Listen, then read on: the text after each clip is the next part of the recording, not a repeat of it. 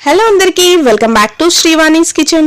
ఈరోజు మన కిచెన్లో చేసుకోబోయే రెసిపీ వచ్చేసి బెండకాయ మరియు కోడిగుడ్డు పులుసు అండి. చాలా చాలా ఎక్సలెంట్ టేస్ట్ ఉందండి. ఇదైతే ఖచ్చితంగా మీరు కూడా ట్రై చేసి ఎలా వచ్చిందో కామెంట్ సెక్షన్లో తప్పకుండా చెప్తారని అనుకుంటున్నాను. ముందుగా దీనికోసం ఒక కడాయి పెట్టేసుకొని అందులోకి సరిపడా ఆయిల్ వేసేసుకొని 1 స్పూన్ ఆఫ్ జీలకర్ర, 1 స్పూన్ ఆఫ్ ఆవాలు, కొద్దిగా కరివేపాకు అండ్ మెంతులు వేసుకోవడం మాత్రం అస్సలు మర్చిపోవద్దు. ఈ పులుసు కూరలోకి మెంతులు వేసుకుంటేనే పులుసు కూరకి అసలైన రుచి వస్తుందని గుర్తుపెట్టుకోండి.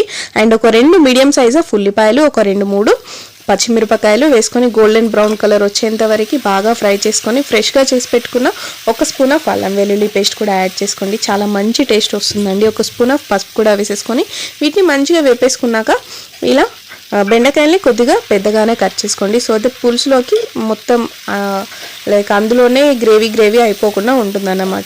ఇవి వేసుకున్నాక ఒకసారి కలిపాక ఒక 2 మీడియం సైజ్ ఆఫ్ టమాటోస్ని కూడా ఇలా వేసుకొని యాడ్ చేసేసుకోండి. అండ్ సరిపడా ఉప్పు కూడా వేసుకోండి. అండ్ సో దట్ ఇవి తొందరగా మంచిగా సాఫ్ట్గా కుక్ అయిపోతాయి. జస్ట్ ఒక 15 మినిట్స్ మీరు సిమ్లో పెట్టేసుకొని కుక్ చేసుకోండి.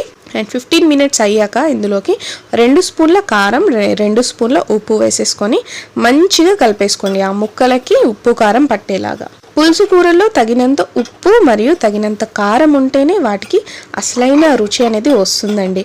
అండ్ ఇప్పుడు మీకు ఎన్ని కావాలంటే అన్ని ఉడకబెట్టిన కోడిగుడ్లు వేసేసుకొని కలిపేసుకోండి. జస్ట్ ఒక 2 మినిట్స్ ఇలా కుక్ చేసుకోండి. ఆ కారం అనేది కుక్ అయిపోతుంది. అండ్ ఇప్పుడు ఇందులోకి ఒక 30 గ్రామ్స్ నుండి తీసిన చింతపండు పులుసు యాడ్ చేసేసుకొని ఒకసారి ఇలా కలిపేసుకొని ఒక 2 గ్లాసుల వాటర్ యాడ్ చేసేసుకొని హై ఫ్లేమ్లో పెట్టుకొని జస్ట్ ఒక 10 మినిట్స్ కుక్ చేస్తే చాలు. మనకి కోడిగుడ్డు బెండకాయ పులుసు అయితే రెడీ అయిపోతుంది. చాలా చాలా టేస్టీగా వచ్చిందండి. ఖచ్చితంగా మీరు కూడా ట్రై చేస్తారని అనుకుంటున్నాను.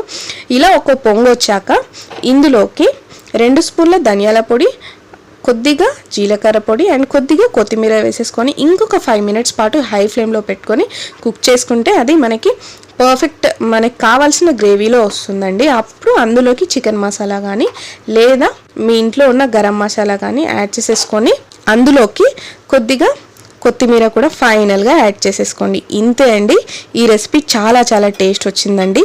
ఈ వీడియో కనుక మీకు నచ్చినట్టయితే మీ ఫ్రెండ్స్ అండ్ ఫ్యామిలీకి షేర్ చేసేయండి. ఇలాంటి మరెన్నో వీడియోస్ కోసం శ్రీవాణీస్ కిచెన్ని సబ్స్క్రైబ్ చేసుకోవడం మాత్రం మర్చిపోద్దు. Thank you for watching.